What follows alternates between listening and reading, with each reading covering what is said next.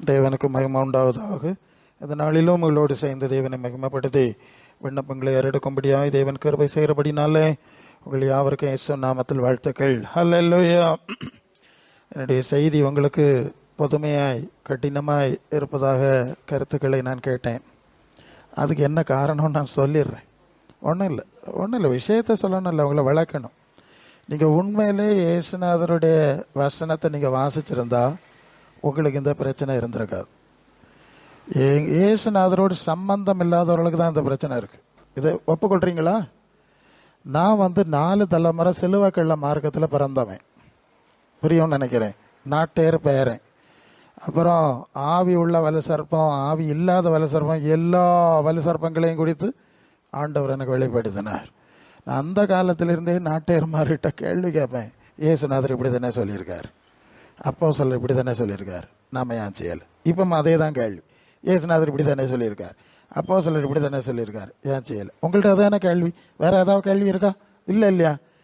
உங்களுக்கு பிரச்சனை இருந்தால் எனக்கு படிப்பிக்க விரும்பினா நீங்கள் வேணும் ஒரு லட்சம் பேரை கூட்டிகிட்டு வாருங்க, நான் சிங்கிளாக வரேன். அல்ல இல்லையா? சவாலாக சொல்கிறேன், நான் சிங்கிளாக வருவேன். நீங்கள் 1 லட்சம் பேரை கொண்டு வாங்க, டிவியில் லைவ் பண்ணிடுவோம்.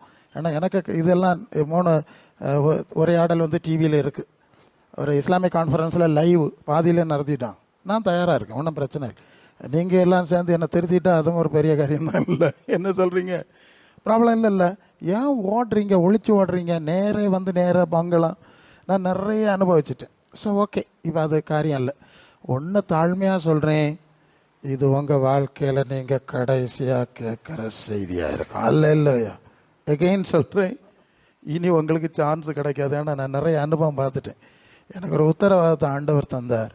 அது யோவான் 12:48. என்னை தள்ளி என் வசனங்களை உபதேசங்களை புறக்கணிக்கிறவரை நியாயம் தீர்க்கிறது ஒன்று இருக்குது. நான் சொன்ன வசனமே அவர்களை நியாயம் தீர்க்கும். பயப்படாத, ஏன் வசனத்தை பேசன்னு சொல்லி தான் உயிரோடு இருக்கிறேன். உங்களுக்கு புரியும் இல்லையா? உங்களுக்கு என்ன வேணாலும் எவ்வளோ வேணாலும் பேசுங்க, அல்லது எனக்கு சொல்லியாவது தந்த தப்பை திருத்துங்க. சரி, கர்த்தர் உங்களை ஆசீர்வதிக்கட்டும். இப்போ நம்ம எழுப்புதல்ங்கிற தலைப்பில் ஒரு செய்தியை பேசி கொண்டு வருகிறேன். இன்றைக்கு எப்படி முடியும்? 15வது பாகம் இன்னைக்கு பேசுகிறாங்க, எழுப்புதல் என்ற ஒரு தலைப்பில். அதான் சொல்கிறேன்ல, கற்றுக்கொண்டதை பேசணும். எனக்கு வந்துகிட்டே இருக்கு, நடத்த முடியல. இன்றைக்கு 15வது பாகம் பேசுகிறேன். ஓகே, அப்போஸ்தலர் 26ஆம் அதிகாரம் 18-19 வசனத்தில் இதுதான் நம்ம செய்தியை பார்க்குறோம். அதே 4-5 நாளாக பார்க்குறோம் அந்த ஒரு வசனத்தை. என்னது? உன் சுய ஜனத்தாரிடத்திலிருந்தும் அந்நிய ஜனத்தாரிடத்திலிருந்தும் 26-18 தானே?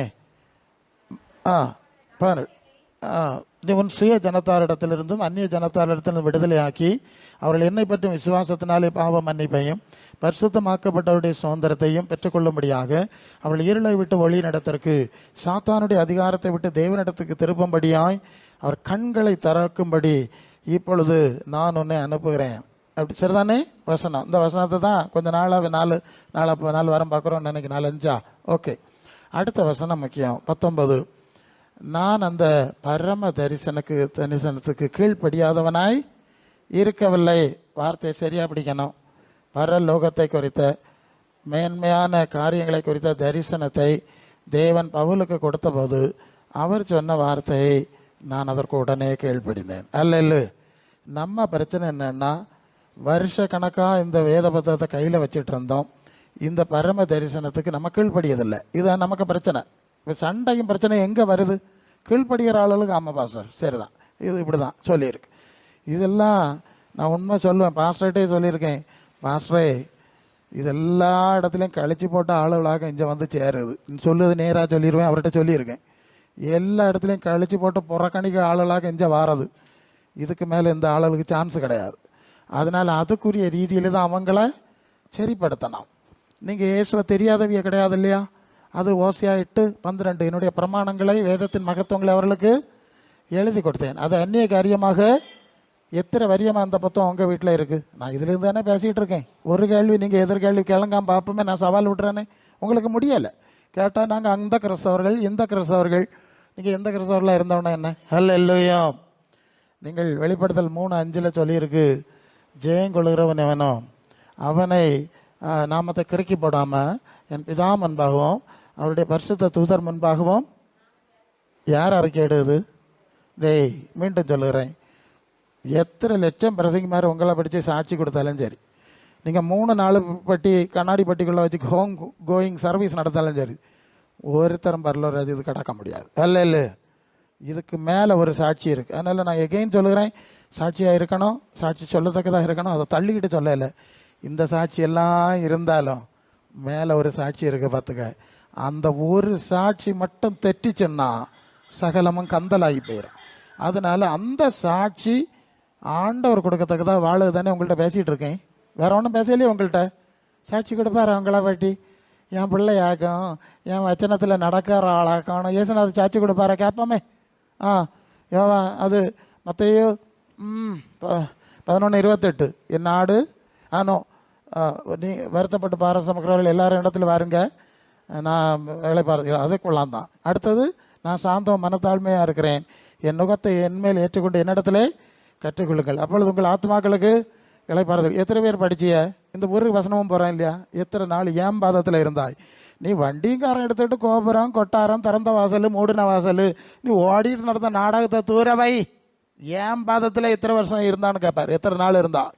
இந்த வசனத்தை உன் கையில் எத்தனை வருஷமாக வச்சுருக்கேன், மக்களுக்கு லட்சக்கணக்காக பணமாக செலவாக்கி என்னத்தை இல்லாமல் படிப்பிச்சா இல்லையா? இதை படிப்பு எங்கே போனாலும் ஒரே கேள்வியில் உனக்கு ஒரு ஆளாக நிற்க முடியாது. நிற்க முடியும்னா அது நீங்கள் பார்த்துக்கிடுங்க. அல்ல இல்லை, எனக்கு சூச்சிப்பிச்சு தரான் மாத்திரமான அந்த உத்தரவாதித்யம் அல்லே, வேற ஒன்றும் இல்லைல்லோ. ஓகே மதி. அது மட்டும் தான் எனக்கு முடியும். மனசிலாச்சு இல்லையா? நீங்கள் பார்த்துக்கணும். நாங்கள் யாரும் உங்களை விடுவிக்க முடியாது, பரலோகத்தில் கொண்டு சேர்க்கவும் முடியாது. நானே வழியும் சத்தியமும் ஜீவன்மா இருக்கு. பார்த்துக்க, அவர்கிட்ட போய் காரியத்தை பார்த்துக்க. நாங்கள் திருப்பி விடுவோம். அது எந்த சபையாட்டம் இருந்துட்டு போட்டு, அது ரொம்ப முக்கியம். உங்களை நீங்கள் உங்களை இழந்தா நாங்கள் பொறுப்பு கிடையாது. சரி, இப்போ இவர் சொல்லுவார், நான் அந்த பரம தரிசனத்துக்கு கீழ்ப்படிந்தேன். அதுதான் பிரச்சனை. பரம தரிசனத்துக்கு இப்போ பரம தரிசனத்துக்கு கீழ்ப்படியாத கிறிஸ்தவர்களாகும் வண்டிங்காரம் எடுத்துக்கிட்டு பல இடத்துக்கு ஓடு. அவனா சொன்ன மாதிரி திறந்த வாசல், கோபுரம், தோட்டம், மலை, அதிசய பாஸ்டர், அற்புத பிரசங்கியார். காரணம் என்னது? காரணம் என்னதுன்னு கேட்டேன். இந்த பரம தரிசனத்துக்கு கீழ்ப்படியாத ஆளுகளாகும். இவைகளாக நம்ம கையில் வந்து சிக்குது. அப்போ ஆண்டவர் காட்டி தர்றாலே, இதோட நீ இப்படி சாதாரணமாக பேசாண்டாம், பேச வேண்டியெல்லாம் நான் ரொம்ப வரையும் பேசியிருக்கேன். சரியா? சூடா சொரணையாக ஒன்று பேசணும். சரியா? அவ்வளவுதான். நீங்கள் ஆதிகால பழைய கால சுவிசேஷ பிரசங்கள்லாம் கேட்டு பாருங்கள். இன்னும் மறிச்சால் எவ்வளோ போகும், என்னான பிரசங்கம். ஒன்று ஆசீர்வைப்பார், உயர்த்துவார், நவர், நாளைக்கு உயிரோடு இருந்தால் பார்க்கலாம் மிச்சத்தை. அல்ல இல்லையோ? இன்னைக்கு நீங்கள் கள்ள கட்டுக்கதையெல்லாம் நிறைய கேட்டனால உங்களுக்கு இப்போ மண்டை குழம்பி போச்சு இல்லையா? எல்லாம் வேற இடத்துல கிடக்கு, இது புதுசாக இருக்கோ.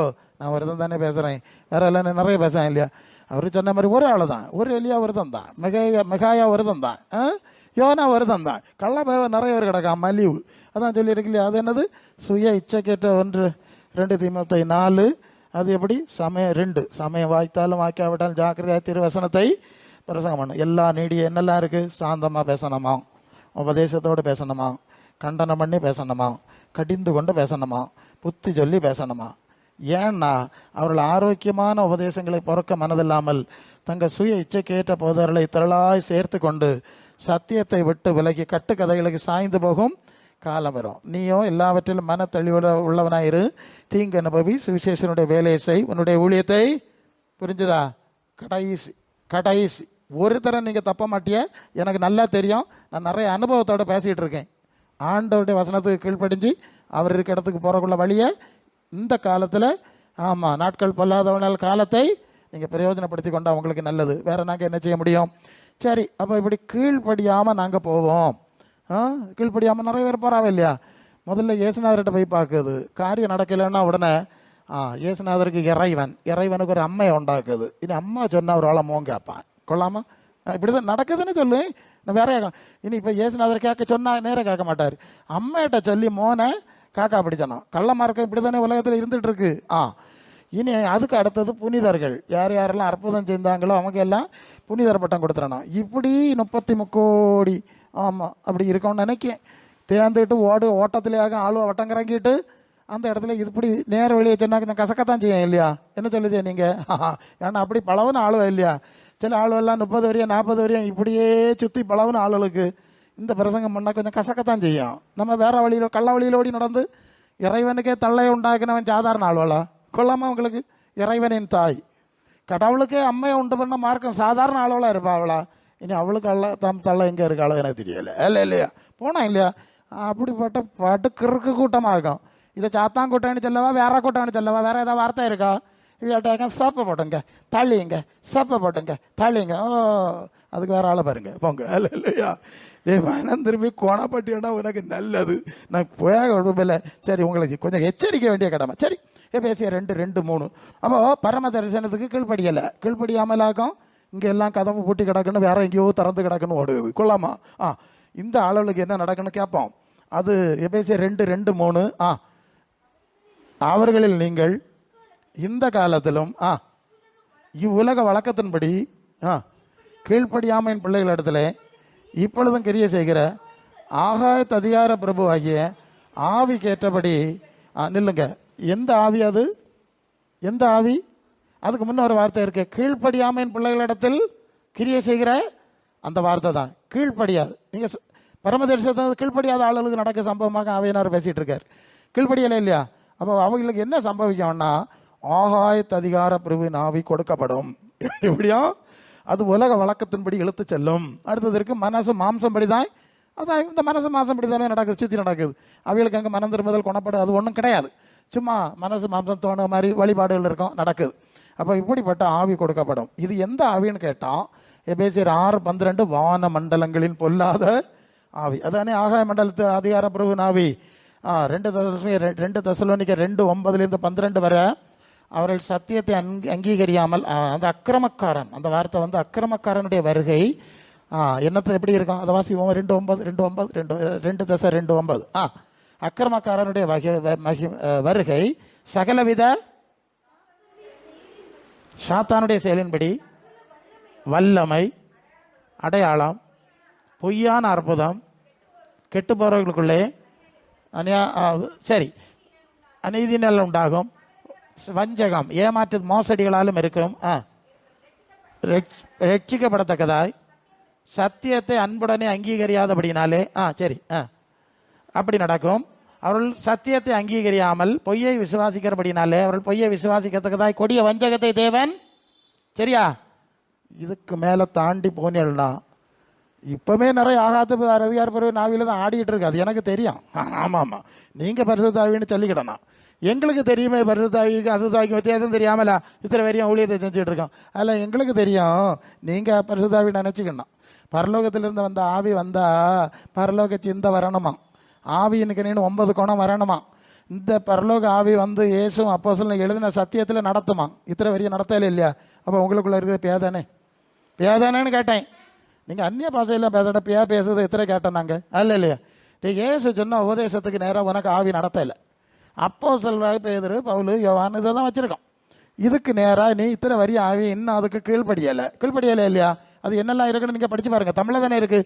இத்தனை வரையும் கீழ்படியலான்னா உங்களுக்குள்ள இருக்க பேதானே, வஞ்சிக்கிறாது தானே, அசுத்தாவி தானே, ஒளியும் தோணுது தானே. இல்லைன்னு நிரூபிக்க நீங்கள் ஆதாரம் கொண்டு வாருங்க. நான் கேட்கட்டு அன்பு உண்டான்னு கேட்போமே, ஒரு வார்த்தையில இப்போ தெரிஞ்சு போயிருமே உங்களை. எடுத்தா பயிரம் பார்த்துடுங்க. இப்படி எத்தனை நாள் உங்கள் வாழ்க்கையை ஏமாற்ற போறியான்னு கேட்டேன். நாங்கள் அதுக்கு சப்போர்ட் பண்ணணும். ஜாலரா அடிச்சேன் உங்களுக்கு. ஒரு நாளும் செய்யாத, நீ என்ன ஏமாத்தாத. சரி, வேற ஆவி வரும், அது இப்படி இருக்கு அப்படின்னு சொல்லிட்டு இந்த ஆவி பெற்ற ஆளுகளாக்கும் ஓடிக்கிட்டே நடக்குது. ஏசுனாருக்கு பாதத்தில் இருக்க தைரியம் இல்லையே. தேவனிடத்தில் ஜோமனுக்கு அறை வீட்டுக்குள்ளே இருந்து பேசுக்கு தைரியம் இல்லையே. நாங்கள் ஜோமன் அவர் கேட்க மாட்டார். சார் 30 வரையும் விசுவாசி ஜோமன் அவர் கேட்க மாட்டார். பேதானே இதான் இப்படி தான் பேசணும். நான் சுற்றி வளர்ச்சி எனக்கு புரியலை இல்லையா வசனம்? இது புரியுதா? இப்போ நேராக பேசினா புரியுமா? வசனம் எடுத்தால் தான் புரியலை. சரி, நீங்கள் புரிஞ்சா நல்லது. இல்லைன்னா அவர் இனி ஒரு நாளும் கனி கொடாது இருப்பதாகன்னு சொன்னார் இல்லையா? கனி உண்டாகாது இருப்பது பட்டு போச்சான். அந்த அளவு சிலது இலையை காட்டிட்டு கனி இல்லாமல் இருந்தான். இனி ஒரு நாள் நீ காய்ச்ச வேண்டாம், அதோட நடத்தி விடுவார். நமக்கு அப்படி நேராது இருப்பதாக. ஹல்லேலூயா. சரி, இப்படி இன்னைக்குள்ள சூழ்நிலை இருக்குது. நான் கொஞ்சம் ஹைலைட்டாக பேசணும். உங்களுக்கு பிரச்சனை என்னன்னா, நான் எனக்கு ஆவியானவர் சொல்லி தந்தாச்சு பாருங்க. நான் முட்டாளாஞ்ச நிற்கல. உங்களுக்கு நிறைய கள்ள பிரசங்கி மாதிரி உண்டு. எல்லாரும் பைபிள் வச்சிருக்கிறேன். எல்லாரும் அற்புத கூட்டம் எல்லாம் நடத்துறானுவேன். அவனுக்கு நாடகங்களுக்கு பின்னாலே நீங்கள் போறியேன்னு ஆண்டவர் சொல்லுவார். இதுவோ எனக்கு பின்னால் வரையல. சரிதானே? நான் சொல்லுது தப்பா? நான் சொன்னதும் கேட்கல, எனக்கு பின்னால் வரையலை. நிறைய கள்ள பிரசங்கி மாதிரி வரான். அவர் அப்படி இருக்கிறார், இவர் இப்படி இருக்கிறார், அவர் அங்கோடி போறாரு தானே நீ போறா? அதுதானே நியாயம்? கடைசியில் அவனுக்கு சோக்கேடு வந்தா அவனோ கட்டி வச்சிருக்க ஆஸ்பத்திரியிலே போக மாட்டான். வேற சாமி ஆராதிக்கவும் கட்டி வச்சிருப்பான் இல்லையா ஆஸ்பத்திரி, அங்கே போய் கிடந்தாக்கி செத்தது தெரியுமா உங்களுக்கு? தெரியாதோ? அவனோட பெரிய ஆஸ்பத்திரியெல்லாம் கட்டி வச்சிருக்கேன். தனக்கு குடும்பத்தில் உள்ளவர்களுக்கு சோக்கெட் வந்து அந்த ஆஸ்பத்திரிக்கு கூட்டிகிட்டு போக மாட்டானே. வேற சாமி ஆராதிக்கவும் அங்கே கேட்டிலே அந்த சாமிக்கு கோயில் இருக்கும், அதுக்குள்ளே தான். இங்கெல்லாம் போங்க, நிறைய இடத்துல இருக்கு.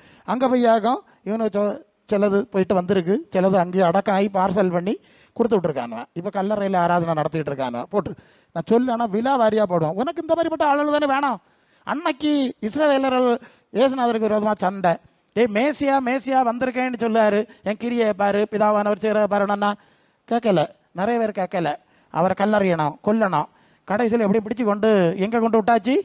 பிலாத்துக்கு மேலே கொண்டு விட்டாச்சு இல்லையா? இப்போ வெள்ளிக்கிழமை தூக்கிட்டு நடப்பானுவேன், பார்த்துடுங்க. சிலுவையை தூக்கிட்டு ரோடி பார்த்துக்கலாம். இந்த கள்ளப்பையோட கதையை நான் சொல்லி தரேன்.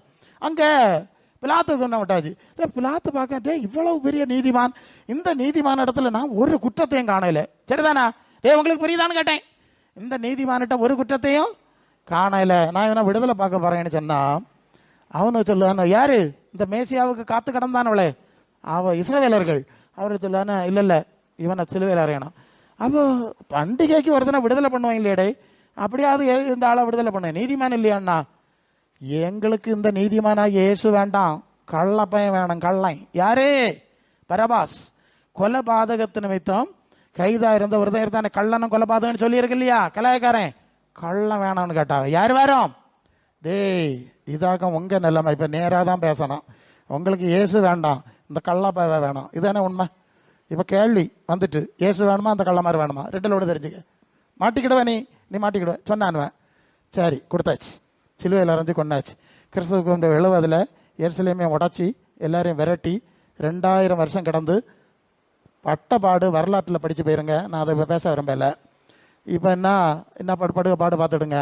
ஒரு இயேசு மேசியான்னு சொல்லப்படாது, சொன்னால் கடுங்குற்றம்னு சட்டத்தையும் ஏற்றியாச்சு. அதை நிறைவேற்ற போன்ற வேலையில் ஹமாஸு அடித்தான் ஏவுகணை. இன்னும் வேற என்ன அடித்து பிஞ்சிக்கிட்டு கிடக்கு. நீங்கள் பார்த்துட்டு இருக்குது இல்லையா? இப்போ நெத்தன்யாவுக்கு சொல்லுவார், இனி மேசியா வந்தால் தான் சமாதானம் வரணும்னு. கொள்ளாமா? சமாதான பிரபு வரட்டியாச்சுங்க. இந்த நாளிலாவது சமாதானத்தை தேடு எருசலேமை பார்த்து கண்ணீரை விட்டு அழுதாருல்ல. சமாதான பிரபு விரட்டி கள்ளனை பிடிச்சி உள்ள வச்சு வாங்கி வச்சுக்கிட்டு இனி இப்போ மேசியா வரணுமா? இனி யார் வருவாங்க? இப்பவுமே அவருக்கு நெத்தன்யாவுக்கு சொல்லியாச்சு. இயேசுநாதருடைய போதனையில் நடந்தால் நமக்கு தேசத்தை பாதுகாக்க முடியாது. செங்கிஸ்கானை போல ஒரு கொட்டுமையான மனுஷனாக இருந்தால் தான் தேசத்தை பாதுகாக்க முடியும். இஸ்ரேல் பிரதமர் சொன்ன வார்த்தை நீங்கள் நெட்டில் இருக்குது, போங்க, மீடியாவில் வந்திருக்கு. திருப்பியும் இயேசுநாதர் வந்தால் கள்ளம் தான் வேணாம். கள்ள புத்தியில் கள்ள கூட்டத்தை பார்த்துக்க. நீ அன்னைக்கும் கள்ளம் தான் வேணாம், இயேசு வேண்டாம். இன்னைக்கும் அந்த கொடுமை வாய்ந்த செங்கிஸ்கான் ரொம்ப கொடுமையானவன். அவன் சேர்த்து போன பெரிய பேர் முன்னால் அவன் தான், அவனுக்கு கொள்கை தான் சரி, நாட்டை பார்த்துக்க. இயேசுநாதருக்கு கொள்கை உதவாது. இப்பவும் கள்ளம் தான் வேணும். இவனுக்கு இவனொரு கள்ள மேசியா வருவான். எப்படி அந்த கள்ளந்தான்? ஏன்னா ரொம்ப காலம் காத்து கிடந்தாச்சு இல்லையான்னு அந்த கிறிஸ்து கள்ளன் அவன் தான் மேசியான்னு கொண்டாடுவாவ. அவன் நான் தான் கடவுள்னு சொல்ல போகிறதான் இவனுக்கு புத்தி வதிக்கான் இல்லையா? மேசியா ஒரு நாளும் கடவுள் ஆக முடியாது இல்லையா? இவன் கொஞ்ச நாள் மேசியான்னு சொன்னான், இப்போ கடவுள்னு சொல்லலாம். அதான் அவங்க கான்செப்ட். மேசியா அன்னைக்கு மேசியா கர்த்தரால் அபிஷேகம் பண்ணப்பட்டவர், எங்கேயாவது தனி இஷ்யூ. இவன் கடவுள் மாதிரி உட்காருவான். எல்லாம் வசனம் இருக்கு 2 தெசலோனிக்கர்ல. நேரம் சொன்ன அக்கிரமக்காரனுடைய வருகை இருக்குல்ல, அந்த வசனத்துக்கு மேலே தான் இருக்கு, 9க்கு மேலே தான் இருக்குது. சரி, அப்போதான் இவனுக்கு கண்ணு திறக்கண்டே, இவன் மேசியா இல்லை கள்ளன். நேன் தானடா, அன்னைக்கே இயேசு வேண்டாம், கள்ளம் தானே உனக்கு வேணும். இப்பமா கள்ளம் தானே வேணும். அப்போ கள்ளம் தான் கிடைக்கும் அவனுக்கு. உங்களுக்கு பெரியது இல்லையா நீங்கள் சொல்லுது?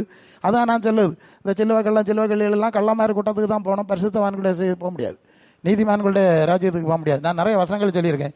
நீங்கள் கள்ளங்கள்ளி கூட்டத்தில் இருக்கிறீங்களோ, இயேசுநாதர் கூட்டத்தில் இருக்கிறீங்களோ, நீங்கள் முடிவு எடுத்துக்கிட்டா போயிடும். நெகேமியா மருதுங்க அவர்கிட்ட மோதி உங்களுக்கு என்ன கிடச்ச போகுது? மோதுனானா அவர்கிட்ட போய் மோதுங்க, அங்கே டேட்டிகிட்ட போய் மோதுங்க.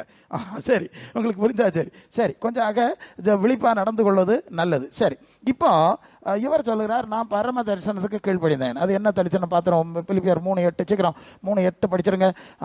தேவ அந்த சீக்கிரம் அந்த வசனத்தை சரியாக படிச்சிருங்க.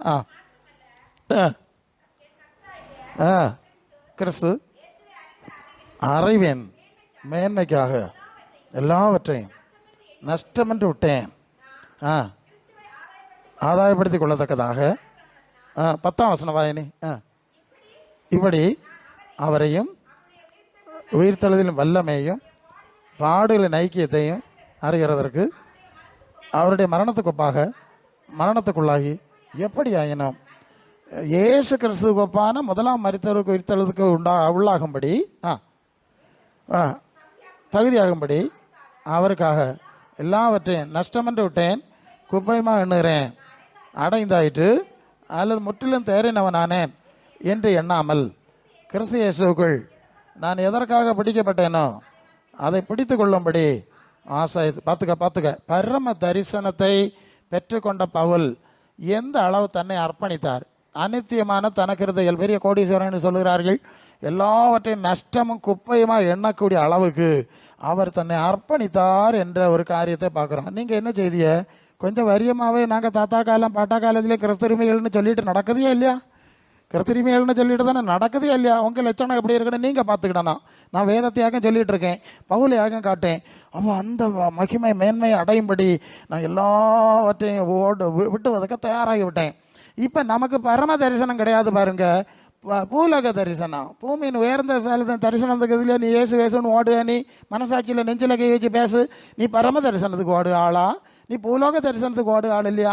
பூமியின் உயர்ந்த இடத்துக்கு ஓடு இல்லையா? நீ ஓடிட்டு நடக்க. நான் சொல்லுவது புரியுது இல்லையா? சில பிரசங்க மாதிரி இன்னொரு சொல்லு, மற்ற 6:31 முதலாவது தேவனுடைய ராஜ்யத்தை அவருடைய நீதியையும். அப்போ இவைகளெல்லாம்னா கஞ்சா, கல், சாராயம், சுருட்டு எல்லாம்னா அதுக்கு என்ன விளக்கம்னு கேட்டேன். வசனம் இருக்கு இல்லையா? எல்லாம் என்னத்த சொல்லுங்க. பிரசங்க மாதிரி நிறைய கள்ள கதையெல்லாம் நான் பேசி கேட்டிருக்கேன். தெரியுமா இல்லைன்னா என்னன்னு? தெரியாதா? கொஞ்சம் வேதத்தை படிச்சிருக்கப்படாதா? இத்தனை வரியா நபரை கண்ணா திறந்து அதுக்கு மேலே இருக்க வசனத்தை படி, முத்தின வசனத்தை படி. பார்த்துக்க, உங்கள் லட்சணத்தை நீ பார்த்துக்க. அதான் நீங்கள் படித்ததுக்கு நாங்கள் படித்ததுக்குள்ள வித்தியாசம். படி. 31 எண்ணத்தை உண்போம், கேட்டுக்க, எண்ணத்தை உண்போம், எண்ணத்தை குடிப்போம், எண்ணத்தை உடுப்போம். பார்த்துக்க, உண்போம், குடிப்போம், உடுப்போம் என்பதற்கு கவலைப்படாதீர்கள். இவைகளெல்லாம் அஞ்ஞானிகள் நாடி தேடுகிறார்கள். இவைகளெல்லாம் உங்களுக்கு வேண்டியதென்று, இவைகள் உங்களுக்கு கட்டாயம், நெசசரி எசென்ஷியல், ஓகே, கட்டாயம் என்று பரமபிதா அறிந்திருக்கிறார். அடுத்த வசனம் இப்போ வாங்க. தேவனுடைய ராஜ்யத்தையும் நீதியும் தேடுங்கள், அப்பொழுது இவைகள்னா என்னது? இவைகள்னா என்னதுன்னு கேட்டேன். மேலே 3 சொல்லியிருக்கு இல்லையா? பாத்தியா, கையில் இருக்க வேத பத்து அது பிரசங்கமார் எப்படியெல்லாம் திருக்கான்னு பாத்தியா? வசனம் தாரேன் உங்களுக்கு, உங்களை நான் உறுதிப்படுத்தி தான் விடணும். அவங்கள சும்மா விடுதில்லை. 1 தீமோத்தேயு 6:6-12 சீக்கிரம் படிக்கணும். 1 தீமோத்தேயு 6:6-12 கேட்போமே. இனி இயேசு சொன்னதை கேட்டுட்டோம். பவுலடியார் சின்னப்பர் சொல்லுறதை கேட்போம். என்ன சின்னப்பர்? போதும் என்ற மனதனுடைய கூடிய தேவ பக்தியே மிகுந்த ஆதாயம்.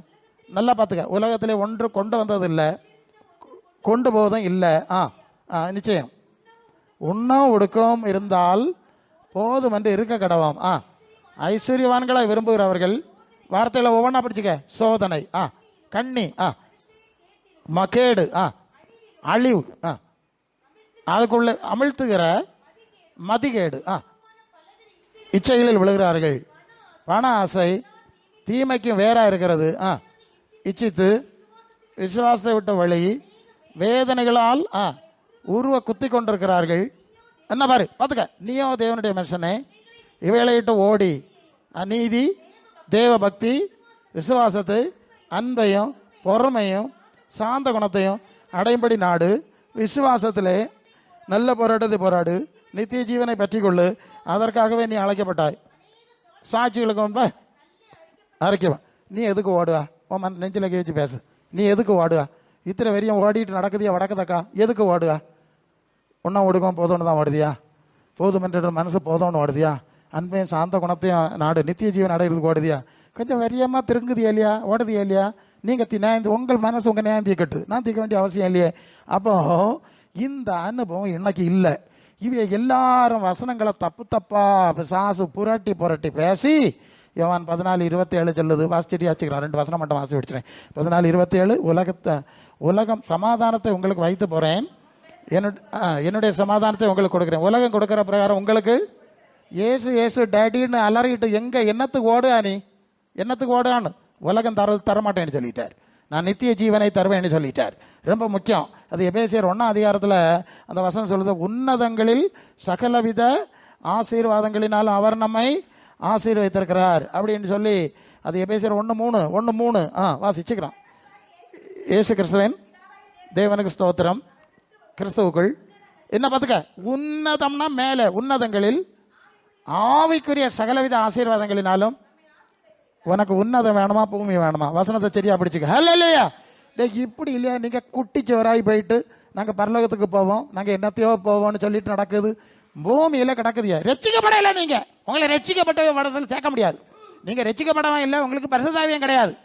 பிறப்பையே தான் உள்ளே இருக்கும். பிறகு எப்படி நீங்கள் பரலோக ராஜ்யம் வேலை செய்ய முடியும்? செய்ய முடியாது. கொஞ்சம் திருந்துங்களாம், இந்த வசனத்தை கேட்டு கூட திருந்துங்களாம். அல்லையோ, அதனால் 1 யோவான் 2:15 சொல்லுது, உலகத்தில் உள்ளவர்களிலும் அன்பு கூறாது, பிதாவுக்கு அன்பு கிடையாது, பேய்க்கு அன்பு கிடைக்கும் சொல்லியாச்சு. யாக்கோபு 4:4 அப்படிதான். சரியா? இந்த உலக நேச தேவனுக்கு உருவான பகை சாத்தான் உள்ள வருவான். ஏன் ஒன்றை பேய் விரட்டான்னு நீ இப்போ பிடிச்சிருக்கோம். கூட்டத்துக்கு நடந்தாலும் உங்களை ஏன் பேய் விரட்டு ஆக்கிரமிக்கான்னு நீங்கள் பிடிச்சோம். கடைசி அவனு சொல்லி முடிக்கணும். இப்போ நாங்கள் இந்த ஊழியங்கள்லாம் சுற்றி வரும்போது ஒரு கடினமான ஒரு சூழ்நிலையை பார்க்குறோம். அது உங்களுக்கு சொல்லணும். கடன் பிரச்சனை. என்ன பிரச்சனையா? லட்சக்கணக்கில் கடன், வீட்டை போட்டு ஓட்டம், ஒழிச்சு ஓட்டம், தற்கொலை. அவிசுவாசி இல்லை, விசுவாசிகளுக்கு நிலைமை அப்படி போயிட்டுருக்கு. சரி, மற்றவனை விட்டுருவோம். அது என்னன்னு கேட்டால், ஒரு சின்ன காரியத்தை, ஒரு வீட்டை கட்டுறோன்னா ஒரு அவசரத்துக்கு ஒரு அவசியத்துக்கு ஒரு வீட்டை சிம்பிளாக கட்டினா நைஸாக கட்டிட்டு போயிடலாம். நீ எல்லா ஜாதிகளோட மேலே இருப்பாய், இந்த பிரசங்க நேரம் இப்படி அடிச்சு விடுவானா? அப்போ பார்ப்பான் பக்கத்தில் இருக்கிறோட பெரிய வீடு கட்டணும்னு ஒரு பெரிய பிளானையும் போட்டுட்டு இறங்கிடுது. இறங்கி பாதி போனோடனே சங்கு இறங்கி கண்ணெல்லாம் தள்ளியாவா, நான் பெரிய கஷ்டம். பின்ன ஜப கூட்டத்துக்கு பண்ணோம். அடுத்த கள்ள பிரசங்க ஏறுவான், நீ தொடங்கு மோனே, நான் முடிப்பேன். கொள்ளாமா, இவ்வளோ தொடங்குதெல்லாம் அவர் முடிச்சானுமா? கள்ளத்தனதை பாருங்கடா. ஆரம்பிக்க பின்ன ஒரு வார்த்தை கேட்கலாமா? ஆண்டவர் எங்களுக்கு ஒரு வீடு ஆனால் எப்படி எங்களை வழி நடத்தோன்னு கேட்டிருந்தா ஒரு நமக்கு தான் அந்த அனுபவமே கிடையாது. நமக்கு எல்லாமே பின்னால் சுற்றி தான் நமக்கு பழக்கம். எவனாவது உங்களுக்கு ஏற்ப கவர்ச்சியாக பேசுவானா? அவர் நல்ல பேசுகிறாங்க ஓடி இருந்தால் உடனே இவருக்கு இந்த கட்டுப்பு. சரி, இப்படி சொல்லி கடைசியில் மாட்டி பிறப்பு கள்ளப்பிரசங்க தீர்க்கதரிசிகளையும் காணாது, ஒருதனையும் காணாது, ஆலயம் காணாது. கூட்டத்தில் எங்கேன்னு கேட்டால் ஒழிச்சு கிடக்கு, எங்கேயோ ஒழிச்சு கிடக்கும். கொள்ளாமா? இதுக்கு என்ன காரணம்? என்ன காரணம்? முதல்ல ஆண்டவர்கிட்ட கேட்டிருக்கணும். ஆண்டவர்கிட்ட பிரமாணம் இதாகும், அதில் போயிருக்கோம். நீ ஆசீர்வாதம், பயங்கர ஆசீர்வாதம், கடன் வாங்க, கடன், ஆமாம் நீ கடன் வாங்காதிருப்பாய் இல்லையா? உபாகமத்தில் கடன் வாங்காதிருப்பாய். கடன் உபாகம் 15:6. நல்லா கேட்டுக்க. ஏய், ஒரு காரியம் உங்களுக்கு சொல்லி தரணும். உங்களுக்கு மண்டைக்கு வெளி வராதுன்னு எனக்கு தெரியும், நான் வெளி உண்டாக்கி தரேன். கேட்டுக்க. கடன் வாங்காதிருப்பாய், கடன் கொடுப்பாய். வசனம் சரிதானே? இருக்கட்டும், அப்படியே இருக்கட்டும். அந்த பிரசங்கமே சொன்னது அப்படியே வச்சுக்கிடுவோம்.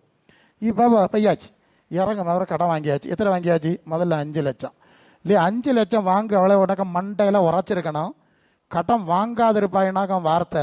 இப்போ 5 லட்சம் வாங்கியாச்சு. அப்போ என்ன அர்த்தம்? கர்த்தர் உன்னோட கூட இல்லைன்னு தானே அர்த்தம். உன் கூட வரையில தானே அர்த்தம் இல்லையோ? இது வசனத்தை திருத்தணுமோ? 5 லட்சமா இல்லை ஏதோ ஒரு சின்ன தொகை வாங்கணுன்னே உனக்கு புத்தி வந்திருக்கணும். கொஞ்ச காலமே கடன் வாங்காதிருப்பாய்ன்னு கட்டுக்கதை கேட்டு 5 லட்சம் ஆயாச்சு. இப்போ உனக்கு போதம் வந்திருக்கணும், ஆண்டவரே நீர் என்னோட இல்லைங்கிறது கன்ஃபார்ம். இதுக்கு அடுத்த தீர்க்கதரிசி சொல்ல வேண்டிய அவசியம் இல்லை இல்லையா? உனக்கே தெரியும் கன்ஃபார்ம். இப்போ எப்போ கன்ஃபார்ம் தெரியுமா? தூக்குக்காரில் நிற்க எவ்வளோதான் கன்ஃபார்ம். லட்சக்கணக்கில் வாங்கி இங்கே ஏன்னா வீட்டில் தங்க முடியாது, சுற்றி உள்ள எல்லார்கிட்டே கடன். பந்தகோசக்காரன் தந்துருவான்னு கொடுத்துருவாங்க, வாங்கி போட்டுட்டு இப்போ ஓட்டம். இப்போ புரிஞ்சுதா? உங்களை எப்படி ஆமாது? கடன் வாங்காதிருப்பான்னா கடன் வாங்காமல் நீ செஞ்சுருக்கணும். சரி, கர்த்தர் தரட்டு இவ்வளோ தந்திருக்காரு, அவ்வளோவுக்கு செய்வோம். இனி அடுத்த ஜெபம் பண்ணுவோம். ஊழியங்களில் நான் எத்தனை ஊழியம் சுற்றி வரேன், எத்தனையோ ஊழியம் ஃபவுண்டேஷன் போட்டுட்டு எத்தனையோ வருஷம் கிடந்தது, கெட்டி விட்டுட்டு எத்தனையோ கிடந்தது, கூரை வார்த்துட்டு பூசாமல் கிடந்தது, பூசவே இல்லை. சரி, இனி ஆராதனை ஆரம்பிச்ச எத்தனையோ ஊழியங்களை நான் கடந்து வந்திருக்கேன். ஆண்டவருடைய ஊழியங்களில் எப்படி நடந்தா மற்றவங்களுடைய காரியம் எப்படி? நீ ஏன் இப்படி சாடணும்? சரி, கடன் கொடுக்காதிருக்க போட்டு கடன் வாங்கியாச்சு. ஒரு மனசாட்சி. ரோமர் 13:8 பழைய ஏற்பாட்டு வசனம் தரேன், புதிய 13:8 சொல்லுது, அன்பு செலுத்து தர வேற ஒன்றிலும் கடன் பட்டா சொல்லியிருக்கா? வாசி, இப்போ காட்டுருவேன் அதையும். ஒருவர் அன்பு கூறுகிற கடனே இல்லாமல் மற்றொன்றிலும் சொல்லியிருக்கா? எத்தனை வரையும் அந்த பைபிளை கொண்டு தெரியா? அதான் ஒன்றை கொண்டு நடக்க பேன்னு சொன்னேன். இதை கொண்டு பார்த்துருந்தா ஆமாம் ஆண்டவரே கடன் வாங்கப்படாதுன்னு சொல்லியிருக்கு, ஒரு வழியை திறந்து தர நான் போகிறேன். அடுத்த கொஞ்சம் கொஞ்சமாக போகிறேன். ஒரு படிப்பு படிப்பிச்சேன்னா பார்த்துக்க, ஏதாவது ஒரு சிம்பிள் படிப்பை படிப்பிச்சா நம்ம நைஸாக ஃபீஸ் எல்லாம் கொஞ்சம் தான். அது பிரசங்க யாரு? இப்போ டாக்டருக்கு படிச்ச இல்லைன்னா வேலை கிடைச்சாது, அது படிச்ச இல்லைன்னா வேலை கிடைச்சாது. அப்போ பின்ன நீ அவிசுவாசியா போ. பின்ன எனக்கு விசுவாசி தேவன் தேவன் தேவன் இல்லை, அவிசுவாசியா எதான் செய்கிறான்? நீ அதான் செய்ய. நீ விசுவாசி கிடையாது, நீ ரட்சிக்கப்பட்டவ கிடையாது, உனக்கு ஆண்டவருக்கு சம்பந்தம் கிடையாது. இது கள்ள கூத்து. நீ அப்படி போயிருந்தா ஆண்டவர் நடத்துனாரு தந்தார் வச்சுக்கிட்டான். ஐடிஐக்காரன் நல்ல லெவலில் இருப்பான், சாதாரண படித்தவன் பெரிய இதை படித்தவன் 2லையும் சேராமல் ரோட்டில் கிடத்து லாட்டரி அடித்தான். தெரியுமா உனக்கு? இனி பெண்ணு கட்டணும்னா இவ்வளோ செலவாக்கிட்டேன், ஒரு 5 கோடி ரூபாய் டவரி வாங்கணும், இவனை விலை மகன் ஆக்கணும். அடுத்தது இதாடா விசுவாச ஜீவியம், இதான் ஆசீர்வாதம். ஒரு நாளும் செய்யாது. இருக்கிறதுல இவ்வளோதான் செய்ய முடியும். கர்த்தருடைய ஆசீர்வாதம் ஐஸ்வர்யம் தரும், பணமும் வேலையும் உத்தியமும் இல்லை. அப்போ நீ விசுவாசி தானே? நீங்கள் எல்லாம் ரசிக்கப்படாதது உங்களுக்கு இயேசுநாதருக்கு என்ன சம்பந்தம்? நான் இப்படி கேட்பேன், வரிசையாக கேட்பேன். இப்போ மை பறிச்சுட்டு ஆக அவைகளெல்லாம் வந்து தத்தளிக்குது. ஆண்டவர்கிட்ட கேட்டேன், சில ஆள் மாட்டும் போது எங்கள்கிட்ட ஜோம் பண்ண முடிச்சேன், ஜோம் பண்ண சொன்னாவ. அதாக பாயிண்ட். நான் ஏன் இதை சொல்லணும்னா, இப்போ எல்லாம் நான் உங்கள் முன்னால் நிற்கணும், நீங்கள் விதைச்சி இதெல்லாம் நான் இறக்கணும் இல்லையா? அப்படி தானே இறக்குற, அப்படி தானே அர்த்தம் ஆக்காவ. நீங்கள் விதைச்சிக்கணுமா, நான் இறக்கணுமா? ஓ வாரேன், உங்கள் வாழை அறக்குக்கு வாரேன். சரி கேட்போம். இப்போ கதை கேட்டுடுங்க.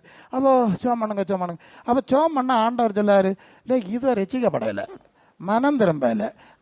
ஒரு பார்ட்டி ஒரு இடத்துல கட்டான் பயங்கரமாக அழுது. நானும் பாஸ்டர் உண்டு ஒரு வீட்டு கூட்டத்தில். அது அப்போ கடன் அது அழுது கமரி துள்ளி என்ன அலாறுது. நான் இப்படியே பார்த்துட்டேன், இப்படி தரைச்ச எல்லா தரையை பார்த்தேன்னா அவளுக்கு காலில் 2 தங்க கொலுசு கிடாக்கு. இந்த கள்ளிக கடனை ஆண்டவர் தீப்பாரா? நீ கொஞ்சம் மனசாட்சி வாசி. அவர் சொல்லார், உன் காதில் கடத்துல எல்லாம் உரிச்சு முதல்ல வித்து கடனை தீரு, பரவ பார்க்கலான்னு சொல்லுவார் இல்லையோ? ஆண்டவர் சொல்லியிருக்கு, ஒன்று பேத்திரம் 3:3 மயிரை பெண்ணி பொன்னாபரணங்கள் அணிந்து விலையுறந்த வஸ்திரங்கள் தரித்துக் கொள்ளுதலாகிய பரம்பான் அலங்கரிக்க அலங்காரமாயிராமல் சாந்தமா மாதிரியில் உள்ள ஆவியாகிய இதயத்தில் மறைந்திருக்கிற குணமே அலங்காரமாக இருக்க கடவுது. 1 தீமோத்தேயு 2:9 சொல்லுது. 6 ஸ்திரீகளை மயிரை பெண்ணாலும் முத்துக்களினால விளையாடப்பட்ட வஸ்திரங்களானாலும் தங்களை அலங்கரியாமல் நாணத்தினாலும் தெளிந்த புத்தியினாலும் அலங்கரிக்கணும். உனக்கு வயவுள்ள இல்லையா? உன்னை தீ கொடுக்கணும் பார்த்துக்க. நீ நினைச்சுக்கிட்டனா உனக்கு பிரசங்க மாதிரி வந்து புரோக்கரேஜ் பண்ணி உன்னை காப்பாற்றி விடுவான்னு ஒரு நாள் நடக்காது. சரியாச்சா? இப்படிப்பட்ட கள்ளமரம் கல்லியில் இல்லடா. நீங்கள் உங்களுக்கு ஜபத்தை ஆண்டவர் கேட்கணுமா? சொல்லுங்க, நீங்கள் சொல்லுங்க. கொண்டு தெரிய எசப்பா டாட்டி மம்மி டாட்டி எந்த முறையிலடா உனக்கு அவர் மம்மி டாட்டி?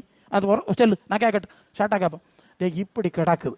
அப்போ இதெல்லாம் பார்த்தோன்னே, ஓ இத்தனை பிரச்சனை இருக்குது தெய்வமே. அதெல்லாம் எடுத்து சொல்லி முடித்தேன். முடித்தேன், பரிகாரம்னு சொல்லணும் பார்த்துக்க. திட்டி ஒன்றும் ரோட்டில் போட்டு பிரயோஜனம் இல்லை. அப்போ நான் கேட்டேன், ஆண்டவரே நீர் இப்போ சொல்லு, கணக்கு பார்த்தா இது ஒருத்தலுக்காக நாங்கள் ஜெபிச்ச முடியாது. அப்போ என்ன செய்யுது? ஒரே ஒரு காரியம் நான் சொல்லேன். ஒரு பாவியான ஸ்திரியை இயேசுநாதர்கிட்ட கொண்டு வந்தாவே இல்லையா? எல்லாரும் கல்லை எடுத்துகிட்டு வந்தானுவேன். ஆண்டவர் பார்த்தாரு, எல்லா விளைஞ்சது அந்த குட்டியை அழிச்சு போட்டானுவேன். சரி போட்டு யோக்கியமாக இருக்கு எல்லாரும் ஒன்று போயிட்டானுவேன். உடனே ஆண்டவர் சொன்னார், நானும் ஒன்று ஆக்கினக்குள்ளது இருக்கல, இனி பாவம் செய்யாதா என்ன? என்னது இனி? இன்னொருத்தன் பதசா குளத்தன் கடையில் உருண்டுக்கிட்டு இருந்தான். வரிய கணக்காட்டு தூதம் வந்து கலக்கு வாயின் அங்கே ஒருத்தர் கட்டி வச்சிருக்காரு இல்லையா கோவையில். இது மாதிரி அங்கே தூதம் வந்து கலக்கு வாயின் அவன் சுற்றி கிடந்தான். அதில் அலக்கறக்கு பயல கிளம்பல வீட்டுக்கு போ, தூதம் வருவான். நான் தூதன், நான் தான் தேவனுடைய தூதன் தேவகுமார் எழுப்பி விட்டார். இவன் கொஞ்ச நாளாச்சு வசனம் முடிச்சிடறேன். இப்போ வந்து எருசலேம் தேவாலயத்தில் அவன் நிற்கிறத இயேசு பார்க்குறாரு. பார்த்தோன்னே சொல்லாரு, இதோ நீ சொஸ்தமானாய், இனி அதிக கேடானது ஒன்று வராதபடி இனி பாவம். அப்போ இதை வச்சு ஆண்டவரை நான் ஒன்று கேட்கேன், எங்கள்கிட்ட வார ஆளெல்லாம் பரிசுத்தவான்கள் கிடையாது, நீதிமான்கள் கிடையாது, எல்லாம் பாவி தான். பாவியில் ரசிக்க வந்திருக்காருனாக்க நாங்கள் அடித்து முளக்கிட்டோன்னே வந்துட்டு சரியா வந்தோன்னே நான் இனி என்ன செய்யணும்? ஒரு சான்ஸ் கடத்தி விடு. இனி பாவம் இந்த ஒரு சான்ஸ் கொடுங்கன்னு கேட்டு பார்க்கேன், என்ன செய்ய முடியும்? அப்போ சிலர் சொல்லுவார், நீ ஒன்றும் கேட்காண்டா, இது ரொம்ப பெரிய விசுவாசி, நான் கொஞ்ச காலமாக இதுக்கு போக்குவரவு பார்த்துட்டு தான் இருக்கேன், நான் நிறைய சான்ஸ் எல்லாம் கொடுத்து பார்த்தாச்சு, இனி சோழியை பாருன்னு சொன்னால் போக வேண்டியதான். புரியுதா எனக்கு? இல்லை ஒரு சான்ஸு தான், சரி ஒரு சான்ஸு சொல்லுவியா? சொல்லி பாரு, வழங்குதா இல்லையான்னு பார்ப்போம். இந்த வருஷமா இருக்கட்டும், கண்ணி கொடுத்தா வச்சலாம், இல்லைன்னா வெட்டி வரவு கரிச்சலாம். இப்போ கேஸும் வரையில இல்லையா? சரி. இப்போ உனக்கு மனசிலாவும் நினைக்கேன், அதான் நான் சொன்னேன் கடைசின்னு சொன்னேன். இதுக்கு மேலே சான்ஸ் கிடைக்காது, அது இதை சொல்லாத. உடனே தேவ சித்தம் எல்லா காரியங்களும் உங்களுக்கு சொல்லி இருக்கு. தெரியாட்டா கேளுங்க, பாஸ்டர் சொல்லிதாங்க. உங்கள் பாஸ்டர் பைபிளையும் எடுத்துகிட்டு வாருங்க, கத்தோலிக்கமா புரோட்டஸ்டாண்டா இருக்குது எல்லாத்தையும் கொண்டு வாருங்க. நமக்கு எல்லாத்தையும் நானும் வச்சிருக்கேன், எல்லாத்தையும் நமக்கு ஒரு கை பார்த்துடலாம். மனம் திரும்பி எந்த நாளிலாவது உன் சமாதானத்துக்கு ஏற்றவளை அறிந்தா உனக்கு நல்லது பார்த்துக்க. அல்லாமல் உலகத்தை ஊரை ஏமாத்தலான்னு நினைச்சாத, ஆண்டவரை ஏமாற்ற முடியாது. சரியா? அவர் அக்கினி ஜுவாலி போன்ற கண்கள் உள்ளவர். உனக்கு இப்போ புரிஞ்சிருக்கோம், எங்கேயாம் விழுந்தோம், எங்கேயாச்சும் சறக்கணும், எத்தனை காலம் ஏமாத்தோன்னு புரிஞ்சிருக்கோம். எங்களுக்கு முன்ன இல்லை, வஸ்திரங்களை கிழித்து உபவாசத்தில் முடிச்சிருவோமா? நீங்கள் உங்கள் வஸ்திரங்களை அல்ல, இருதயத்தை கிழித்து. எப்படியா? இருதயத்தை கிழித்து திரும்பி நேரம்னா உங்களை உருப்படியாக தேவ சித்தம் செய்து இப்போ வாராராம் ரெடியாக அதை சொல்லியாச்சு. இந்த பூமியை பார்க்காண்டா கொண்டு போவார், இல்லைன்னா சிக்க போகிறாய், பிறகு சங்கடப்பட போறாய். அப்படி வராதபடி இந்த நாளில் நம்மை கர்த்தருக்கு அர்ப்பணிப்போம். கர்த்தர் உங்களை ஆசீர்வதிப்பாராக. ஆமாம்.